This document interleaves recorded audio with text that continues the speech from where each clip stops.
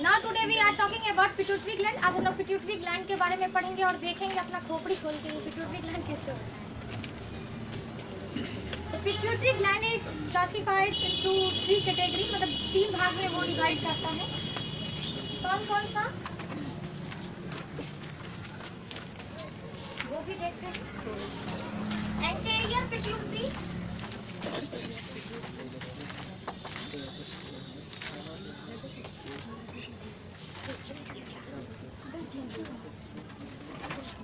Middle pituitary, ऐसे लिख देंगे समझ जाओगे पिट्यूटरी, ठीक है। उसके बाद पोस्टेरियर पिट्यूटरी, ठीक है।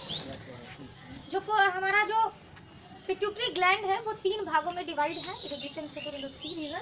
That is one is the anterior pituitary, middle pituitary and posterior pituitary. लेकिन ज्यादातर हम लोग क्या बोलते हैं, anterior pituitary and posterior pituitary बोलते हैं।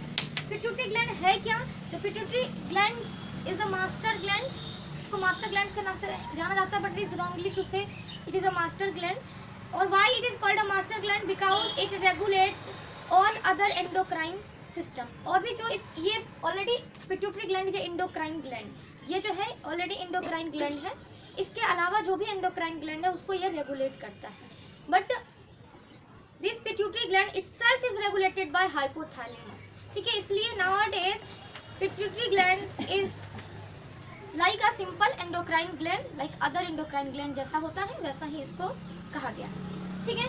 तो मास्टर ग्लैंड क्यों कहा गया है? क्योंकि ये और भी अदर एंडोक्राइन ग्लैंड को के वाइटल एक्टिविटी को रेगुलेट करता है। That's why it is called a master gland. Pituitary gland present at diencephalon of the brain near optic chiasma. हम लोग देखेंगे कि डायग्राम की हेल्प से कि कहाँ पे ये प्रेजेंट होता है, कैसे प्रेजेंट होता है। जो हमारा ब्रेन होता है, ब्रेन में डायनसिफेलॉन वाला पार्ट होता है एंड डायनसिफेलॉन के वहीं पे प्रेजेंट होता है। और उसी के बगल में ऑप्टिक काइज़मा नाम का चीज होता है, ऑप्टिक काइज़मा प्रेजेंट होता है। उसी के बगल में ये पिट्यूटरी ग्लैंड प्रेजेंट होता है। जो पिट्यूटरी ग्लैंड होता है इसका शेप जो होता है it is like P like, मटर जैसा होता है ना, सेम सिमिलर उस लाइक का स्ट्रक्चर होता है। इस तरह से पिट्यूटरी ग्लैंड का स्ट्रक्चर होता है, ठीक है। अब हम लोग देखेंगे स्ट्रक्चर बना के भी कैसे होता है। तो पी लाइक इसका स्ट्रक्चर होता है and it is differentiated into 3 region. One is anterior pituitary, posterior pituitary, and इन दोनों को जो डिफरेंशिएट करेगा that is called a middle pituitary. इस कौन ये जो तीनों रीजन है ये जो हार्मोन्स को रेगुलेट करेंगे। कॉमनली कहें तो pituitary gland releasing those hormone which help to regulate homeostasis of our body. हमारे बॉडी के होम्योस्टेसिस को रेगुलेट करेगा पूरे, इससे जो जितने भी हार्मोन्स निकलने वाले हैं वो सभी। तो इन सभी जो रीजन्स हैं ऑफ द पिट्यूटरी ग्लैंड्स क्या क्या हार्मोन सिक्रीट करेगा उसके बारे में थोड़ा सा हम लोग देखते हैं। Then we go on the diagram. तो मेनली हमें जो देखना है ना वो पिट्यूटरी ग्लैंड के formation, how pituitary gland development take place, यानी पिट्यूटरी ग्लैंड का डेवलपमेंट कैसे होगा वो हम लोग देखेंगे। और जो हार्मोन्स पढ़ना है वो कौन कौन सा पढ़ना है वो भी हम बताएंगे। तो एंटीरियर पिट्यूटरी कौन कौन से हार्मोन रिलीज करते हैं? तो सोमेटोट्रोफिन, सोमेटोट्रोफिन, ठीक है, STH, सोमेटोट्रोफिन हार्मोन। दूसरा ये कौन सा हार्मोन रिलीज करता है? FSH। Next LH, prolactin,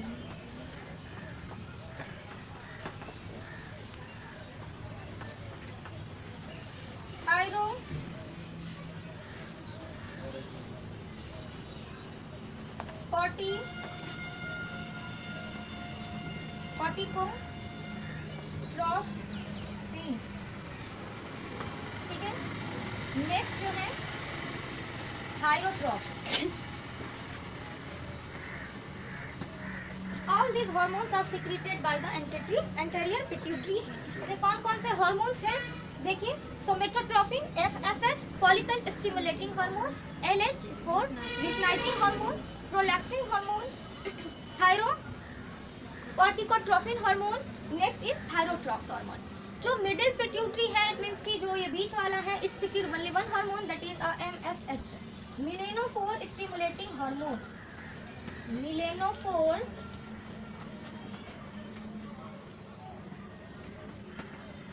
stimulating hormone MSH और the melanophore stimulating hormone which is secreted by the middle pituitary. After the posterior pituitary, it secretes only two hormones. One is vasopressin and another is oxytocin.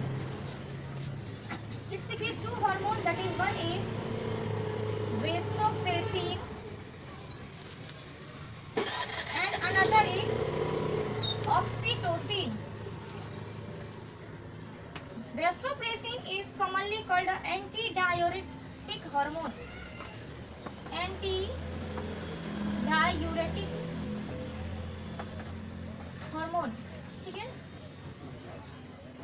And oxytocin is commonly called a love hormone. ठीक है? Vasopressin and oxytocin. तो ये pituitary gland से जितने भी hormones release होते हैं उन सबको हमने यहाँ पे रिप्रेजेंट किया है कि एंटीरियर पिट्यूटरी से कौन कौन से हार्मोन्स रिलीज होते हैं, मिडिल पिट्यूटरी से सिर्फ MSH melanophore stimulating hormone and posterior pituitary से कौन से वैसोप्रेसिन एंड ऑक्सीटोसिन. वैसोप्रेसिन को एंटी डायोटिक हार्मोन कहा जाता है एंड ऑक्सीटोसिन को क्या कहा जाता है, लव हार्मोन के नाम से जाना जाता है. ठीक है, तो ये पूरा था हार्मोन के बारे में कि कौन कौन से हार्मोन पिट्यूटरी ग्लैंड से रिलीज होते हैं. ठीक है, अब हम लोग इसका जो लोकेशन है वो देखते हैं कि वो कहाँ होता है. ठीक है, तो पिट्यूटरी ग्लैंड का जो फंक्शन होता है ये हाइपोथैलेमस से रेगुलेट होता है और जो पिट्यूटरी ग्लैंड है it is connected with hypothalamus with a small tube like structure which is called infundibulum stock या फिर पिट्यूटरी स्टॉक. यानी कि जो पिट्यूटरी ग्लैंड है वो हाइपोथैलेमस से कनेक्टेड होगा एक स्मॉल ट्यूब स्ट्रक्चर से जिसको इनफंडिबुलम स्टॉक या फिर पिट्यूटरी स्टॉक कहते हैं. ठीक है, हम लोग डायग्राम की हेल्प से देखते हैं कि ये कैसे क्या होता है. तो ये हो गया इसका जो रीजन है पिट्यूटरी ग्लैंड का, ये हो गया. इसका जो डेवलपमेंट होता है यानी कि जो पिट्यूटरी ग्लैंड का डेवलपमेंट कैसे होता है ये हम लोग देखेंगे. मेनली इसमें हम लोग देखेंगे न्यूरो हाइपोफिसिस का डेवलपमेंट कैसे होता है. न्यूरो हाइपोफिसिस टर्म आप लोगों ने कभी सुना है पहले? तो न्यूरो हाइपोफिसिस किसको कहा जाता है? पोस्टीरियर पिट्यूटरी को ही कहा जाता है न्यूरो हाइपोफिसिस. ठीक है, neuro hypophysis lobe like structure which is called a neuro hypophysis, जिसको क्या कहते हैं? पिट्यूटरी ग्लैंड कहते हैं. And anterior pituitary is also lobe-like structure which is known as adenohypophysis. इसी को क्या कहते हैं? Adenohypophysis. Adenohypophysis. ठीक है, इसी को रैकेस पॉज के नाम से भी जाना जाता है. ठीक है, हम लोग देखेंगे अभी डायग्राम बनाएंगे तो देखेंगे कि how their development takes place. ठीक है, तो इसको ब्रैकेट में आप लोग लिख लीजिए और नेक्स्ट हम लोग फिर आगे चलते हैं. ठीक है, सी है यार कि लोकेशन ऑफ पिट्यूटरी ग्लैंड कहाँ है.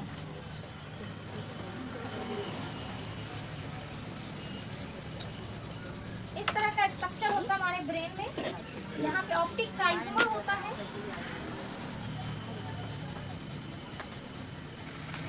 काइज़मा होता है and pituitary gland present at the depression which is known as a sella turcica.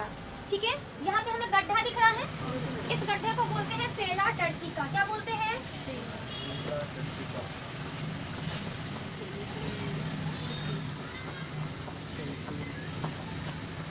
Sela turcica, Sela turcica.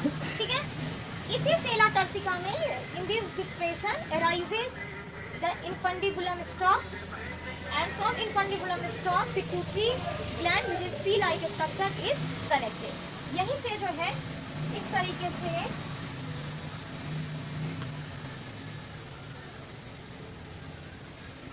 Pituitary gland ऐसे लगा रहता है. लोकेशन समझ आया? These are the pituitary gland.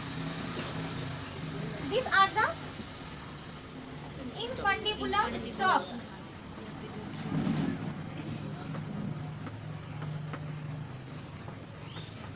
और it is called a pituitary stalk. या इसी को क्या कह सकते हैं?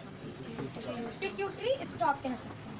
ठीक है, with the help of this stock it is connected विया हाइपोथैलेमस, इसी की हेल्प से ये हाइपोथैलेमस से कनेक्टेड होता है। नेक्स्ट सी कि how development of the pituitary gland takes place, कैसे इसका डेवलपमेंट होता है वो हम लोग देखते हैं। तो इसका लोकेशन समझ आ गया कहाँ पे है। हम लोग नेक्स्ट देखें डेवलपमेंट कैसे होता है। Adenohypophysis is formed due to outpushing of buccal cavity, यानी जो बक्कल कैविटी होगा उसके आउटपुशिंग से, ये टर्म याद रखना है कि बक्कल कैविटी के आउटपुशिंग होने से क्या बनेगा, एडिनोहाइपोफाइसिस बनेगा, यानी एंटेरियर पिट्यूटरी, राइट। और जो पोस्टेरियर पिट्यूटरी है आल्सो कॉल्ड है neurohypophysis, it is formed due to inpushing of neurons, क्या इनपुशिंग ऑफ न्यूरॉन्स से बनेगा। कैसे, तो हम लोग डायग्राम देख रहे हैं, आपको रिलेट कीजिएगा दो टर्म हमने कहा है।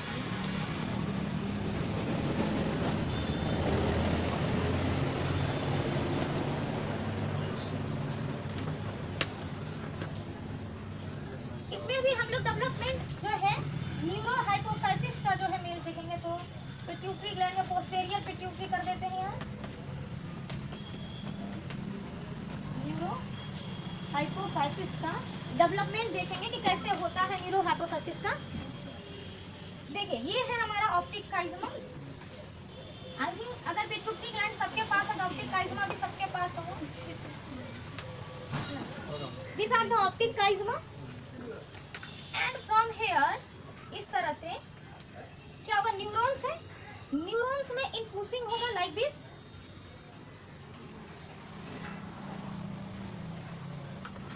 इस तरह से न्यूरॉन्स में क्या होगा, इनपुशिंग होगा, इनपुशिंग ऑफ न्यूरॉन्स, न्यूरॉन्स में इनपुशिंग हुआ तो एक लोब लाइक स्ट्रक्चर क्रिएट हुआ, and this lobe like structure further growth and development takes place. इसी लोब लाइक स्ट्रक्चर में क्या होगा कि ग्रोथ एंड डेवलपमेंट होगा, and it formed like this structure,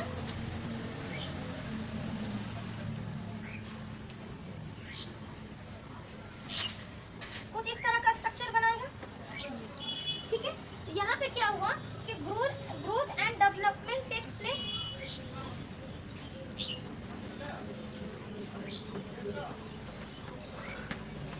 development takes place in lobe like structure.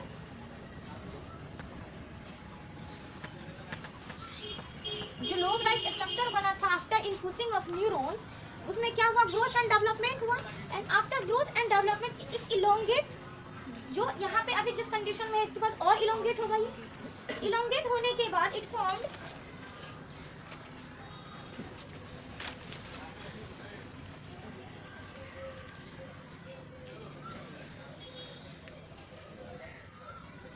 इस तरह का कुछ स्ट्रक्चर बनाएगा, ठीक है।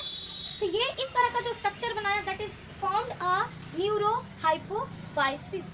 ये किससे बन रहा है, इनपुशिंग ऑफ न्यूरॉन्स, यानी न्यूरॉन्स में इनपुशिंग हो रहा है जिसके कारण न्यूरोहाइपोफाइसिस का फॉर्मेशन हो रहा है। इट मींस कि पोस्टेरियर पिट्यूटरी का फॉर्मेशन हो रहा है। It is a posterior pituitary, ठीक है। इसी को क्या बोलते हैं, neurohypophysis, in which neurons are embedded inside this. हम लोग देखेंगे अभी डायग्राम से कि फुल्ली मैच्योर कैसा दिखेगा। इसी के बगल से इस तरह का स्ट्रक्चर यहाँ पे जनरेट होगा धीरे धीरे, और ये स्ट्रक्चर फिर धीरे धीरे जनरेट होकर के एक मैच्योर लोब लाइक स्ट्रक्चर बनेगा, and now it is called as a anterior pituitary. क्या कहेंगे इसी को, anterior pituitary, and also known as adenohypophysis. And this two part of the pituitary gland is differentiated by a intermediate pituitary, ठीक है। ये intermediate pituitary से यहाँ पे इस तरीके से ये डिफरेंशिएट। इस anterior pituitary को और क्या कहते हैं, रथ के कौच के नाम से भी जानते हैं, रथ के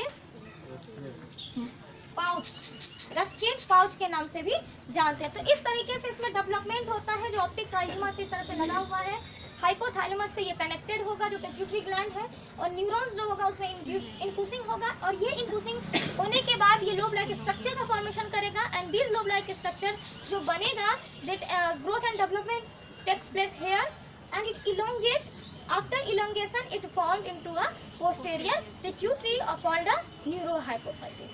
और उसके बगल में एंटेरियर पिट्यूटरी एक लोब लाइक स्ट्रक्चर जनरेट होगा जो वो भी इलोंगेट होकर के क्या क्या बनेगा, एंटेरियर पिट्यूटरी बनेगा, which is also called adenohypophysis करेगा. And this two gland, two part of this pituitary gland is differentiated by the intermediate pituitary also called a middle pituitary. ठीक है, इस तरीके से ये होगा.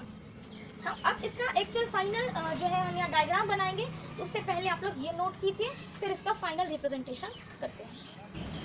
तो ये वाला डायग्राम हम लोग देखें तो posterior pituitary is form due to inpushing of neurons के कारण, और इसी के बगल में एंटेरियर पिट्यूटरी बनेगा and it is a result of outpushing of buccal cavity. तो इसी तरह से बक्कल कैविटी में आउटपुसिंग होने से क्या बनेगा, एंटेरियर पिट्यूटरी, और न्यूरॉन में इनपुसिंग होने से बनेगा पोस्टेरियर पिट्यूटरी. ठीक है, इसके बाद हम लोग एक कंप्लीट स्ट्रक्चर देखते हैं कि कैसे क्या होता है. These are the optic chiasma.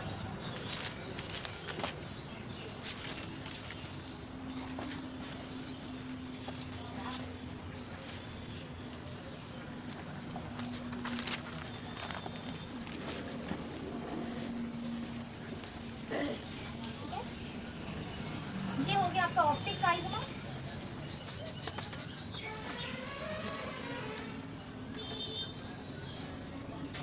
ये हो गया आपका posterior pituitary.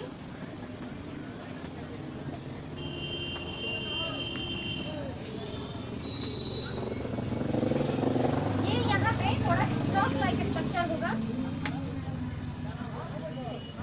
And which is called infundibulum stalk.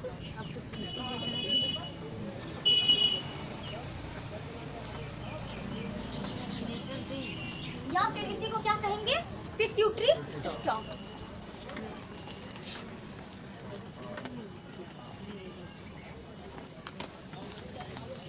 Pituitary stock. ठीक है, इसके बगल में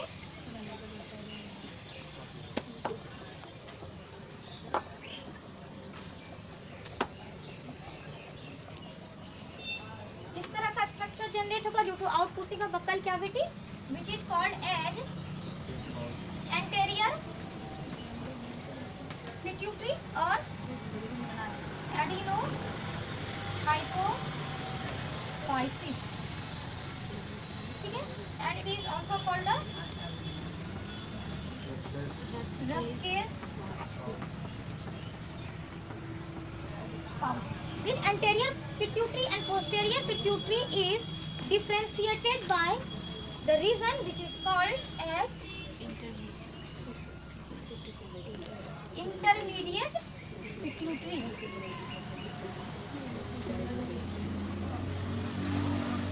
ये क्या हो गया, मिडिल पिट्यूटरी बोलो या फिर इंटरमीडिएट पिट्यूटरी. ठीक है, तो यहाँ पे ये मिडिल पिट्यूटरी हो गया, ऑल्सो बोले इंटरमीडिएट पिट्यूटरी भी कह सकते हैं क्योंकि बीच दोनों को कनेक्ट करने का काम कर रहा है, तो इंटरमीडिएट का काम कर रहा है, दैट्स व्हाई बोलते हैं इंटरमीडिएट पिट्यूटरी. तो यहाँ पे ये वाला जो पार्ट हो गया वो क्या हो गया, ये वाला जो पार्ट हो गया ये हो गया इनफंडिबुलम वाला पार्ट. ये पूरा कौन सा पार्ट हो गया, पोस्टेरियर पिट्यूटरी वाला पार्ट. उसके बाद जो बाकी ये बचा हुआ हो गया ये क्या हो गया, जो आउटपुट का बक्कल कैविटी के कारण फॉर्म होगा, that is called anterior pituitary. ठीक है, यहाँ पे हाइपोथैलेमस प्रेजेंट होगा और यहाँ पे नर्व न्यूक्लियाई प्रेजेंट होगा. इस तरीके से यहाँ पे नर्व न्यूक्लियाई प्रेजेंट होगा, नर्व न्यूक्लियाई. ठीक है, और इस नर्व न्यूक्लियाई से इस तरह से नर्व राइजेज होगा.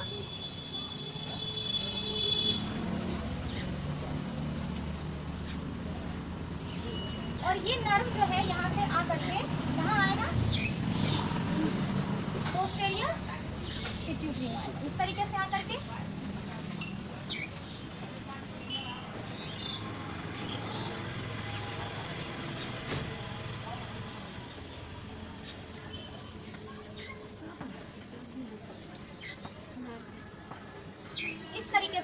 जो है नर्व आकर के कहाँ पे ओपन होगा, यहाँ पे पोस्टेरियर पिट्यूटरी में. तो इस ऊपर वाला जो नर्व न्यूक्लाई है इसको कहते हैं सुप्रा ऑप्टिक काइज़मा नर्व न्यूक्लाई. ठीक है, इसको क्या कहेंगे,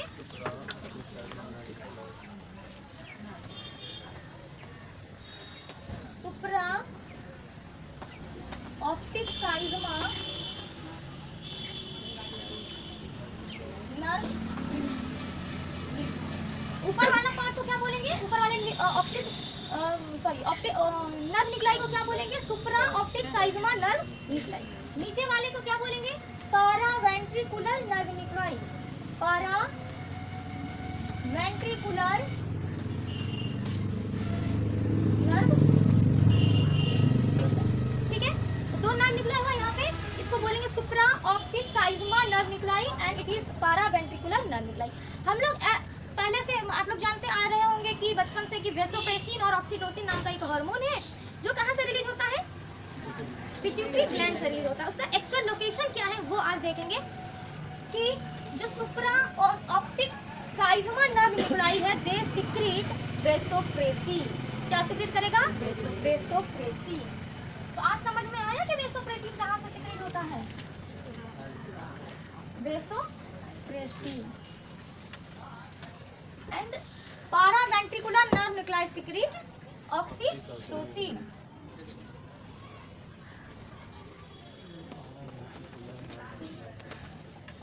ऑक्सीटोसिन, ठीक है। तो यहाँ से ये इसी नर्व निकलाई सिक्रीट होगा और आकर के कहाँ पे रहेगा, पोस्टीरियर पिट्यूटरी में आकर के स्टोर। ठीक है, उसका जैसा बॉडी का फंक्शन होगा उसके अकॉर्डिंग हाइपोथैलेमस जो है उसको अलाउ करेगा और उसके अकॉर्डिंग जो है ये जाएगा। जैसा हमारा मोटर न्यूरॉन्स जो है रिस्पॉन्स लेकर के आएगा उसके अकॉर्डिंग जो है हमारा हाइपोथैलेमस उसको भेजेगा कि नहीं तुम इस काम के लिए आया है मैसेज, ये काम करो। उसके बाद यहाँ से उस तरह के हार्मोन्स का सिक्रेशन होना स्टार्ट। ठीक है, तो this are the development of neurohypophysis. कवरली कह दे तो पिट्यूटरी ग्लैंड ही पूरा पढ़ रहे हैं लिए। ठीक है, तो इस तरीके से डेवलपमेंट होता है किसका, पिट्यूटरी ग्लैंड में। ठीक है, और कैसे तो हम लोगों ने देखा कि जो पोस्टीरियर पिट्यूटरी होता है they are found due to in pushing of neurons and anterior pituitary is found due to are pushing of buccal cavity. ठीक है, ना कोई दिक्कत। ये पूरा कंप्लीट हम लोगों ने पढ़ा था पिट्यूटरी ग्लैंड के बारे में और हम लोग नेक्स्ट क्लास में जो है वेसोप्रेसिन, ऑक्सीटोसिन इन सबका फंक्शन के बारे में देखेंगे कि कैसा होता है, ऑक्सीटोसिन का क्या केमिकल स्ट्रक्चर है, क्या इसका मॉलिक्यूलर वेट है, मतलब क्या है टोटली फंक्शन इसका हम लोग देखेंगे। ठीक है।